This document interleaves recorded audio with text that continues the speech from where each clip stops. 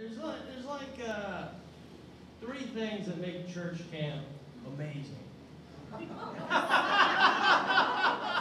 One thing is that it's outdoors, right? Like outdoors is very conducive to epiphanies, right? The second thing is, Jesus. And the third thing is puberty, right? Puberty also is very conducive to epiphanies. So I'm going to tell you about a time that I spent at church camp and had threefold epiphany. This was Pine Springs Summer Church Camp in Cloudcroft, New Mexico. This was maybe the third time I'd been there, but I was very excited about going this time because it was my first year that I was going as a high schooler, right? Which meant I was one of the big kids, right? Like I was going to be the guy basically running the camp, telling everybody about Jesus, holding hands with girls. Very interested in that kind of thing.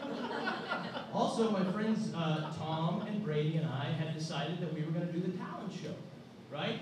We were going to do a rendition of a rap song from the Space Jam soundtrack. Right? And I don't know if you guys know this song. This was the only rap song that we could do that was clean enough for church camp, right? And it starts out, greetings, earthlings, we have now taken over your radio. Right? And then Tom would do some rapping, and then Brady would do some rapping, and then I would do my part, A cumulus clouds rain darkness up above. You in it for the money or in it for the love, MJ. 23 ways to make them pay. Lounging in the mothership back along my way, yo. Like, I was so hyped. I was going to be holding hands with like every girl in the whole camp. This is my plan for this thing, right? So we get up there for the talent show, me, Tom, and Brady, and we're totally prepared for this thing. And several other people have gone up and done their talent, which was mostly singing Celine Dion, I think. Everybody had that talent. And we're there, we're ready to go. They have this giant CD changer. You guys know what CDs are? I know this is like ancient history, but CDs. They have this big CD changer, right? And there's this guy working it. And we're on stage. I think we had hoodies on, we had them pulled over our heads. We were totally ready to blow this thing out of the, cabin. I guess we were in a cabin. And I hear the CD changer starting to click, to go to our CD. It's this whir and click, and I hear it, and it comes on, and we're standing there with our hoodies, we're ready to go, and there's, hallelujah, hallelujah. But no, dude, wrong song, man, wrong song. CD changer whirs and clicks a few more times. It gets to our thing. We do our deal. I did indeed hold hands with 2 or 3 girls after that talent show. Right? The next night, we went to have a devotional on top of the mountain. We all climb up to the top of the mountain. There's this big fire. It's a bonfire. We're going to go up there. We're going to sit around. We're going to sing songs. We're going to become more confident in our faith. Right? And we're going to hold hands. At this point, I'm like a master of hand holding. I've really got this down. I know how to do the little index finger rub over the top of the hand. For the ladies. Totally down with it. So we're holding hands. I got both index fingers going crazy. We're singing songs, and out of nowhere, this guy comes running up, We're in the middle of singing these songs, this guy comes running up, he says, listen, the sheriff has been called. There's been a complaint from ranchers nearby. It turns out we're singing too loud. It's disturbing the ranchers. The police are after us. So everybody has to get into small groups, run down the mountain to hide from the sheriffs, and we're going to meet up at the gym and figure out what to do from there, So they put us into groups, and me and Tom and Brady get in the groups. I should tell you about Tom and Brady. The last time I saw Brady, he was coming through my hometown of Alamogordo, New Mexico on a train after getting kicked out of college and losing his pole vaulting scholarship for smoking too many blunts.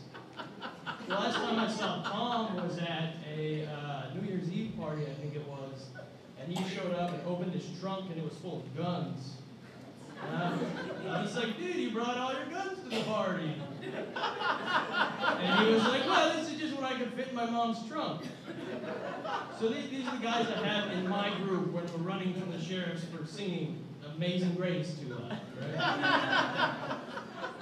So we're bowling down the mountain, you know, we're running down the mountain and kind of freaked out, you know, like this is my freshman year in high school. I'd yet to really understand what it was like to run from the police. I would learn it later.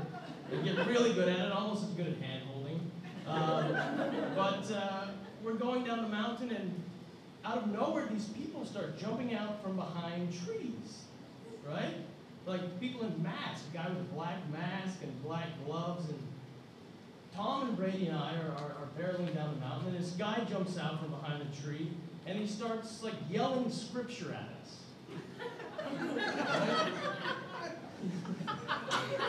It sounds ridiculous, but this is what happened at Pine Spring Summer. He's like shouting 1 Corinthians at us, you know, something about Paul imploring the church to, you know, like, don't sing too loud.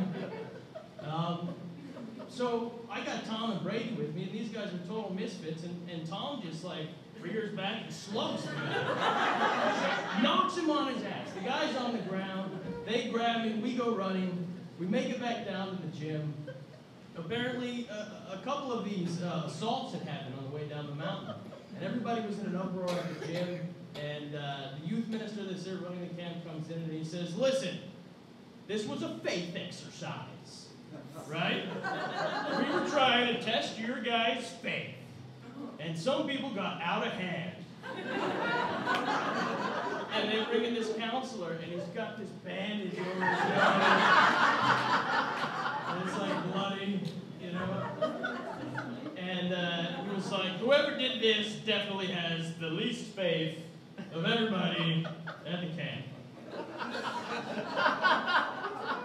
Of course, we laid low, except until later that night when we told everybody that it was us, and then we held way more hands. So that was a little hiccup. But then Pine Spring Summer Camp always ends with a mock crucifixion. They gather all the kids around, you know, we get in the cabin or the mess hall or wherever they had us, and they crucify somebody, and you know, we sing about it and learn how to live our lives better.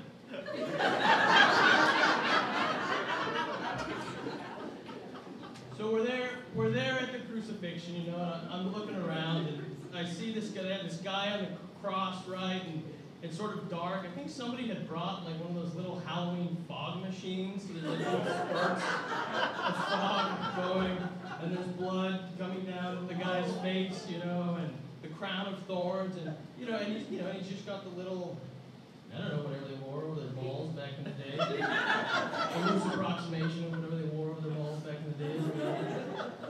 And I notice as I'm looking at him, I'm sort of staring at him. By the way, they made me and Tom and Brady sit at the front of the crucifixion, not because they found out that we'd assaulted somebody, but because we've been holding too many hands, entirely too many hands.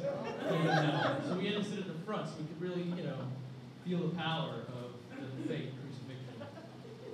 And I'm looking at the guy, and I see him up there on the cross, and I notice that he's got this bandage over his nose. It's sort of swollen, his bandage over the nose. And then right after that, I hear the CD changer.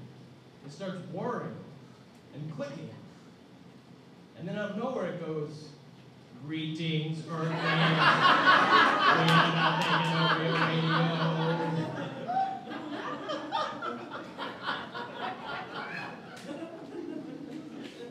And that's when I realized church camp is fucking great.